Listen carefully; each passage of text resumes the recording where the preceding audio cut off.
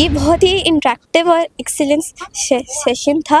इससे बहुत कुछ सीखने को मिला है और इससे हम देख सकते हैं कि जानवरों का कैसे बचाव कर सकते हैं। हमें जानवरों को उनके माता पिता से दूर नहीं करना चाहिए और इस सेशन से हमें ये भी मिलता है कि एली जैसे जानवर भी हमारी तरह लिविंग थिंग होते हैं। उनको ऐसे ही हमारी तरह ट्रीट मिलना चाहिए, इक्वल ट्रीट।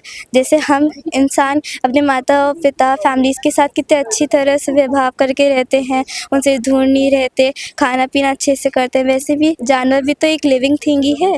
इसलिए काशवी भारद्वाज। मेरे पीछे जो तस्वीर देख रहे हैं ये एली है और एली को आपने बड़े करीब से देखा होगा, पहले भी इसका जिक्र बार बार होता है। एक सर्कस से एली बाहर निकलकर किस तरह से लोगों के आम जनता के बीच में पहुंची, इसके लिए हमारे साथ बातचीत करने के लिए साथ में है। मैडम, क्या है एली को बनाने का पर्पस और क्या इसको लोगों के बीच में लेकर जाने का उद्देश्य है और क्यों इसकी प्रदर्शनी की जा रही है? सबसे पहले तो मैं बताना चाहूँगी, मेरा नाम मीनाक्षी नारंग है और मैं पीटा इंडिया से आई हूँ। मैं एली को रिप्रेजेंट करती हूँ। एली को हमने इसके लिए बनाया ताकि बच्चों को पता चले कि सर्कस में कहानी कुछ और होती है। जो बच्चे हैं वो नेचुरली एंजॉय करते हैं जानवर, उन्हें जानवर देखना बहुत पसंद है बच्चों को। तो जानवरों के लिए उनके थोड़े से फीलिंग्स होते हैं कि ये जानवर जानवर अच्छे लगते हैं उनको, और हम उन्हें बताना चाहते हैं कि सर्कस में उनके साथ क्या व्यवहार किया जाता है, विच एली उसके मुंह से ही बताती है। तो I think that's one of the important thing. और एली सबसे रिक्वेस्ट भी करती है कि हमें सर्कस में विज़िट नहीं करना चाहिए, हमें राइड जानवरों की सवारी नहीं करनी चाहिए और हमें सेंचुरीज एंड जो नेशनल पार्क है वहाँ विज़िट करना चाहिए।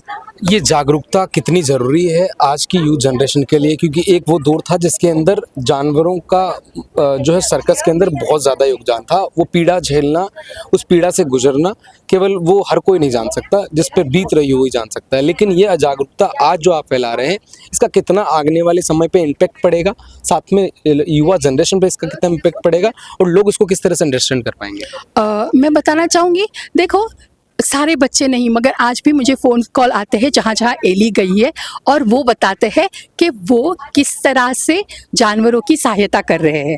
वो बताते हैं कि उन्होंने क्या किया जानवरों को। और जानवर मतलब एली को बचाना नहीं है, आपके पास डोमेस्टिक एनिमल्स भी होते हैं तो उनको कैसे सेव किया जाए। जैसे बर्ड्स होते हैं तो उनको, जैसे समर्स में लोग काफ़ी सारे बच्चों ने उनके लिए वाटर बाउल और फूड रखा था और उन्होंने फ़ोटोज़ हमारे साथ शेयर की।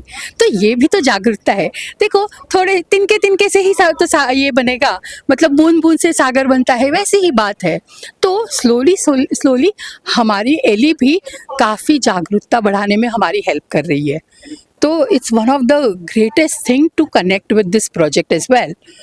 तो हमारे लिए ये बहुत ही क्या बोलते हैं, बहुत ही मतलब ये मैं बहुत प्राउड से कह सकती हूँ कि हाँ, एली ने काफ़ी सारे चेंजेस लाए हैं बच्चों की सोच में।